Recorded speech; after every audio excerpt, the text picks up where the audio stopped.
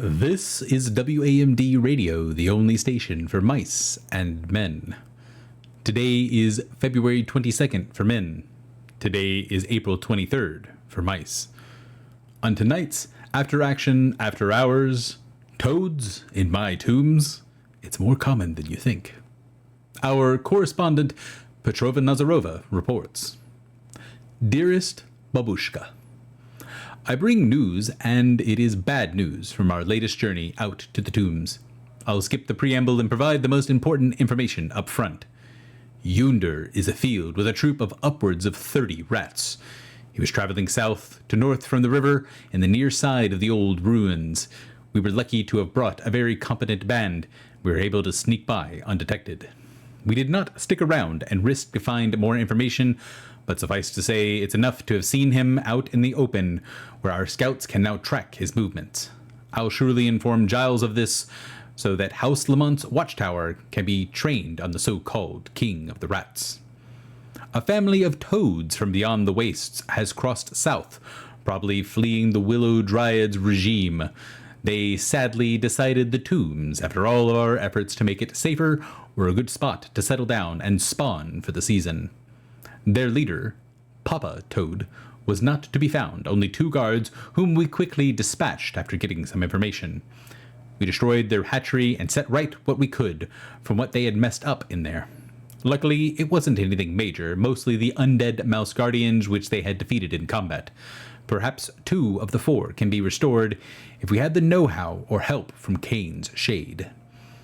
The resident water elemental of the tombs was satisfied that we cleared out the pollution from the place. I'll say they saved us the trouble of finding the missing silver and gold king from the northwest passage for the main central chamber.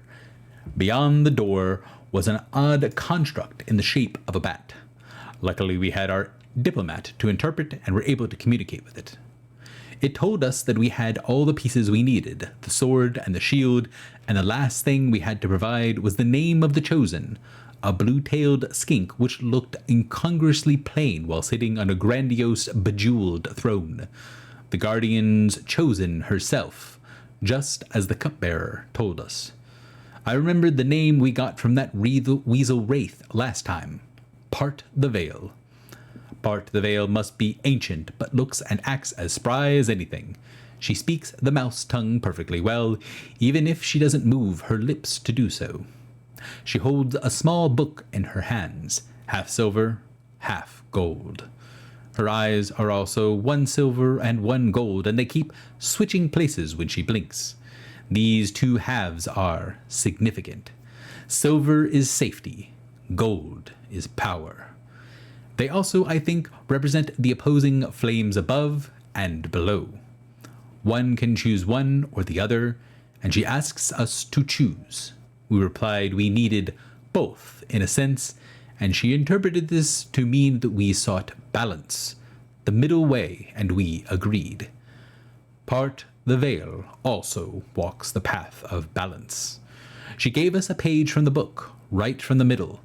This is the big key, the one we've been laboring towards for a while now, and we have been granted passage below. She informed us that something is missing below, and that it is causing an imbalance, and that we'll have the chance to restore it, or risk furthering the imbalance. The page itself, according to Emmy, is part of a spell scroll. She called the spell Reintegration, which can be used to create a living body for a spirit to inhabit. The possibilities, if this spell were to be fully known, are staggering. I must assume the risks are also commensurate. I am reminded of Cousin Vasily's story of Vessier's crossing and how that upset things, so the elementals and spirits were always in turmoil. One can only imagine what bringing a spirit from beyond the veil back into a body would do. I urge caution, but Emmy will do what she does and keep digging. Of that I am certain. It had been a late day by then, and we had no time to delve deeper, but we will next time, that is certain. On the way to the tombs, we located a group of constructs being manipulated by some wizard. They were made up of body parts, mice, rats, lizards. They seemed to be being used to map out the area by whatever power controlled them. We left them to investigate another day. Eyes to the sky, Petrova. Well, folks, it looks like things are heating up in the cold, dark places of the tomb of the barbarian kings. You'll have to join us next time for more After Action After Hours. Thank you for listening, and remembering, all mice die, but not all mice truly live.